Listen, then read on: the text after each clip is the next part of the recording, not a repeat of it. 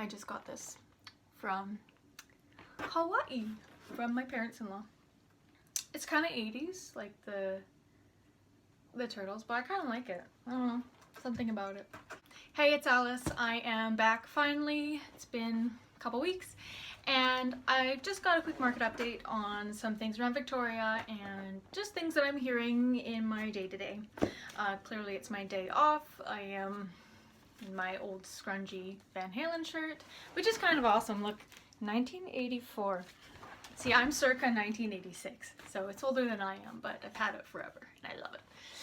So yeah, I'm doing painting today. I have a commission coming up for a building, and I am doing some art. So yeah, I'm not doing real estate today, so that's why I'm all scrungy. But anyways, so really quick for the Victoria real estate market, I will just spout off the numbers if you are in Victoria so you know what's going on. These numbers are from November 13th, so basically Monday. So anyways, we've had 179 sales this month so far versus last year's 671. We've had 313 listings coming to market, which is about halfway to last year, which was 843. So we're looking good there. Sales are a little bit light, but I will update at the end of the month as well. And active listings are sitting at 2377, which they were at 1764 last November. So for like September and October, the sales or the active listings were sitting around 1900. So this is kind of a drop because November went down to 1764, and we had a rush last November because the regulations were changing. I don't know if you all remember, but they were doing the stress test and people were rushing to buy, and a lot of the inventory got eaten up because people were actually rushing to buy condos, so a lot of those sales went through. So we're kind of looking at a lower reference point from last year's November, so 2300 is actually a decent amount above, even though that number is lower than last month for the active listings. So anyways, that is Victoria as of this week. Yeah, as far as the market as a whole, it appears that the East is doing quite well. Toronto seems to be picking up quite a bit. Not quite a bit, but it's doing well. And the Montreal market, Quebec, is like apparently on fire, and they're having bidding wars, kind of like us, circa 2017, summer, spring kind of thing. So I don't know who the buyers are there. I'm not on the ground experiencing it. I don't want to assume, but I do kind of assume there's probably some foreign buyers going in there, and that's probably causing it. Anyways, yeah, they're busy and their prices are going upwards, whereas Vancouver is going downwards. Vancouver is still down about 35% sales-wise, and I'm hearing more people saying that they're seeing stuff coming in under $1 million for single-family homes, which is like, wow, that's great. I'm really happy for people in Vancouver. If it keeps going down, then maybe it's going to be affordable. Victoria is still stagnating as far as prices. They're not dropping drastically, but you are seeing mostly adjustments downwards. We're not seeing any upward adjustments on prices. And again, you know, if you look at the sales versus the listing price, like the sale price, it's about 98% still. So people are still getting their prices that they're asking for, but it's just taking longer. And again, lots of canceled listings and relisting. People are generally selling about 11 to 15% above their assessed value. If that gives you a reference if you're in Victoria, that's generally what I'm seeing. You know, if you're assessed at 500 grand for your condo, add on another 11 to 15%, and that's typically what people are listing for. Just really ballpark, just to give you an idea. So anyways, yeah, as far as Canadian real estate, it's down a squeak, and it's basically being dragged down by Hamilton, Victoria, and Vancouver. So BC is basically taking the brunt of that drop in real estate. So I'm not surprised. Vancouver is sucking wind right now, and Victoria isn't quite there, but you know, as I said, we trail behind them. So who knows? Now, I just wanted to mention one thing. I'm trying to keep this quick, but I wanted to mention one thing. Some people have asked me what the difference is when they show average prices in statistics. They'll do average or median price, and then there's the HPI, the Home Price Index. So I just wanted to give you a quick summary of what the HPI is, so you know, because they had a course going through the real estate board because most realtors didn't know what HPI meant. or what was in it. So basically they take the number of bedrooms in a certain classification, and they find the average price of 2 beds, 3 beds, whatever, and they average out the price of that separately. Then they look at the bathrooms and they average out the price of like a 2-bathroom home or whatever, and they're only looking at that statistic. And then they look at the lot size, and that's, you know, the average price per square foot. And then they add on a few other ingredients, so to say, and then they like amalgamate that into one number, so they average that out. So it's, instead of taking like 2-bedroom homes and finding the average price, they use that combo of, I'm gonna say 4 different aspects. The miscellaneous one, they didn't tell us what they add in there, but that's how they do that, is like they take a bunch of averages and then they put it in one pot, and that's the HPI. They don't release most of the HPI information for local areas, so like you'll have one for Victoria, but if you wanted to find out like Colwood or the West Shore, that's only available for realtors. So the thing that they find with the HPI is that it is more steady. So if you look at the average prices, and in one specific area, say if you're looking in like downtown Victoria and you're going by the average price instead of the HPI, you will find that it goes like jagged lines and like big drops month to month, or, you know, over a certain period of time. It's very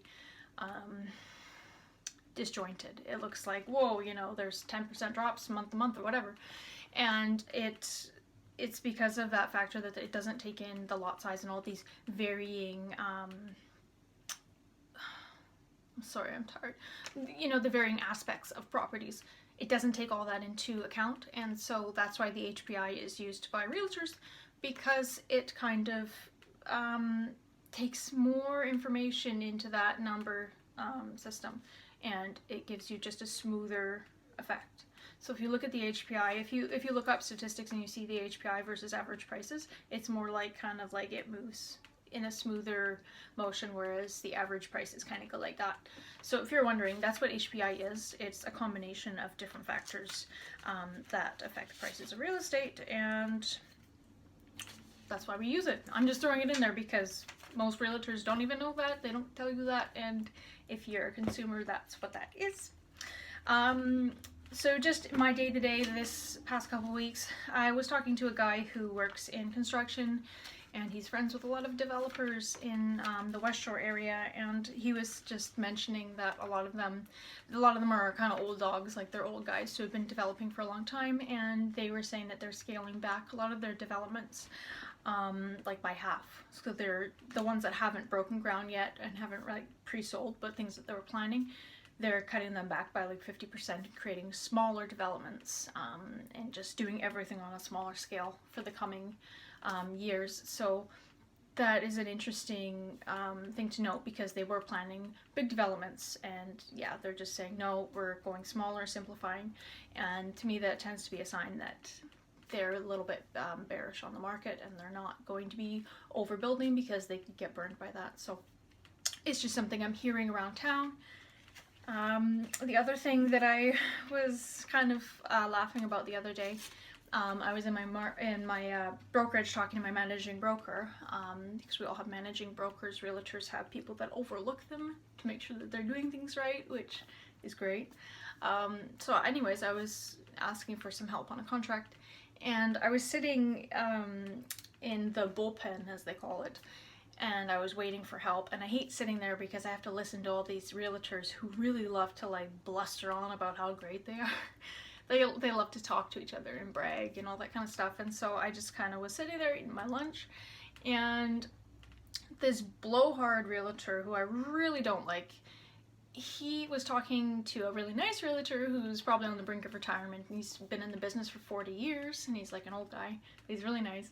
And the older guy was saying that because the mortgage originations, like from September this year versus last year, they've dropped about 38% in Canada. Like, mortgages are really down. The originations are just plummeting. And he was saying that a lot of the people he's working with are experiencing trouble getting refinancing.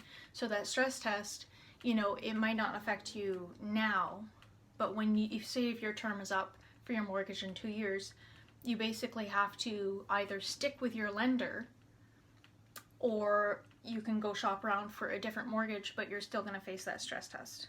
So if you stick with who you are right now, with like say RBC or whatever, no stress test. But if you go anywhere else, you want to shop around for rates, you are basically getting stress tested.